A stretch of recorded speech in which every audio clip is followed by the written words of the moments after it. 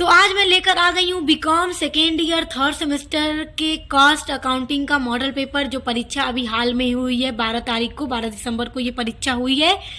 महाराजा Suhel Dev state university का ये paper है। और देखिए, जिनके यहाँ अभी जिस यूनिवर्सिटी में अभी पेपर नहीं हुआ है और बच्चे अभी आप लोग थर्ड सेमेस्टर में हो, जिनका कॉस्ट अकाउंटिंग का पेपर होना अभी बाकी है, तो जल्दी से मॉडल पेपर आज का देख लो कि कैसे प्रश्न पूछे गए थे, क्योंकि आपसे भी ऐसे ही प्रश्न पूछे जाएंगे। तो चलिए शुरू करते हैं बिना देर किए और आपके इम्पोर्टेंट क्वेश्चंस को देखते हैं। जैसे देखो, आपका टाइम होता है 3 घंटे का और जो मैक्सिमम मार्क्स होता है वो 75 होता है, क्योंकि 25 नंबर का आपका इंटरनल यानी मिड टर्म सेमेस्टर हो चुका होता है और वो जोड़कर ही एग्जाम में आता है। सबसे इम्पोर्टेंट चीज आपके पेपर की होती है आपका जो नोट दिया होता है ऊपर, उसको जरूर पढ़िए। देखिए नोट क्या दे रहा है, attempt question from all section as per given instruction. सभी खंडों से निर्देशानुसार प्रश्नों के उत्तर दीजिए। कैलकुलेटर कैन बी यूज, और आप कैलकुलेटर का प्रयोग इसमें कर सकते हैं, क्योंकि कॉस्ट अकाउंटिंग आपका जो है न्यूमेरिकल क्वेश्चन आते हैं इसमें आपके लॉन्ग में, तो इसलिए आप कैलकुलेटर का प्रयोग इसमें कर सकते हो, जो भी आपको जोड़ भाग गुणा घटाना जो भी करना है उसके लिए। तो चलिए देखते हैं आपका सबसे पहले सेक्शन ए। देखिए आपका जो पेपर है वो हिंदी और इंग्लिश दोनों में होगा।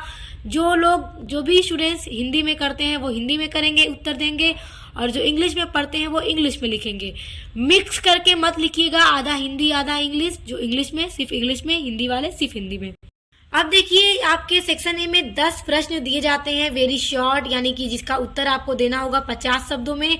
तो देखो इसमें ही आपको थ्योरी दी जाएगी सिर्फ सेक्शन ए में, क्योंकि आपका छोटा छोटा क्वेश्चन है। उसके अलावा सेक्शन बी एंड सी में आपको न्यूमेरिकल क्वेश्चन दिया जाता है।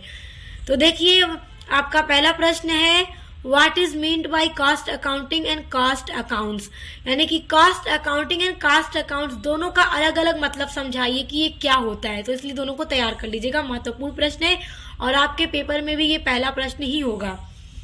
अगला है, distinguish between indirect expenses and overheads. अब देखो जितना भी इनडायरेक्ट एक्सपेंसेस है वो क्या है और ओवरहेड क्या है, और इन दोनों के बीच में क्या डिफरेंस बनता है। वैसे तो जो इनडायरेक्ट एक्सपेंसेस होते हैं उन सभी का सम हो जाता है ओवरहेड। तो अब इन दोनों के बीच में क्या डिफरेंस है वो तैयार कर लीजिएगा, बहुत इंपॉर्टेंट है।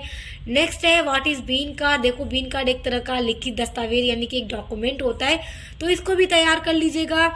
अब नेक्स्ट क्वेश्चन है, distinguish between ordering cost and carrying cost.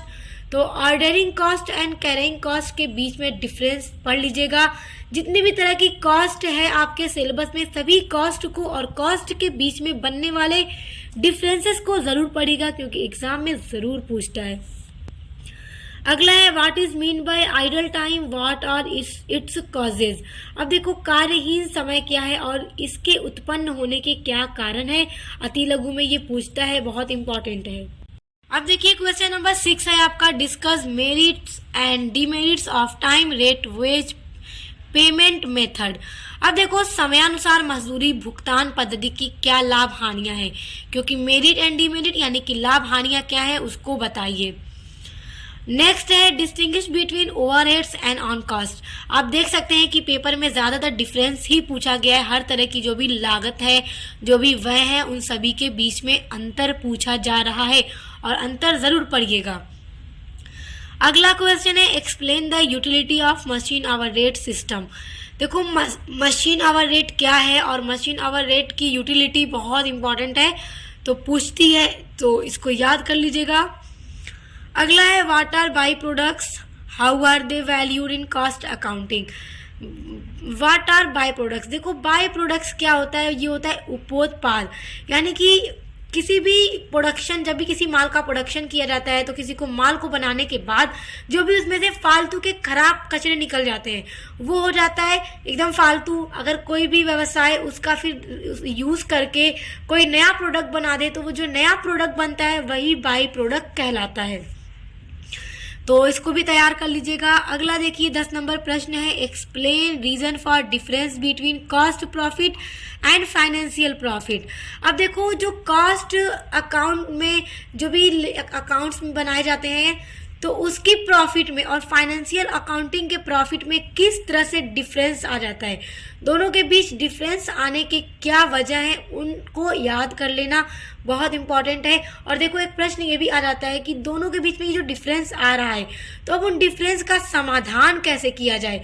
तो जो रिकॉन्सिलेशन स्टेटमेंट बनता है, इन दोनों के प्रॉफिट में आने वाले डिफरेंस को सही करने के लिए रिकॉन्सिलेशन स्टेटमेंट बनाया जाता है। तो ये 10 क्वेश्चन अति लघु के यानी वेरी शॉर्ट क्वेश्चन के बहुत इंपॉर्टेंट है, इनको तैयार कर लीजिएगा। आइए अब आपके सेक्शन बी के देखते हैं। आप देखिए आपका सेक्शन बी यानी कि खंड ब जो है शॉर्ट आंसर टाइप क्वेश्चन, जिसमें आपको 8 प्रश्न दिए जाएंगे और आपसे कहा जाएगा अटेम्प्ट एनी 5 यानी किन्हीं 5 प्रश्नों के उत्तर दो और सभी प्रश्नों के उत्तर 200 शब्दों में देना होगा। अब देखो इसमें जैसा कि न्यूमेरिकल ज़्यादा होगा क्योंकि कॉस्ट अकाउंटिंग है आपका और इसमें न्यूमेरिकल ज़्यादा होते हैं। तो आपने न्यूमेरिकल क्वेश्चंस को देखिए कि किस तरह के क्वेश्चन पूछे गए थे और आपसे किस तरह के पूछे जाएंगे, इसी के बेसिस पे आपसे भी क्वेश्चन पूछे जाएंगे। और जो भी क्वेश्चन इंग्लिश में दिया है तो ठीक उसी के नीचे वही क्वेश्चन एक बार हिंदी में भी दिया गया है, तो देखिए।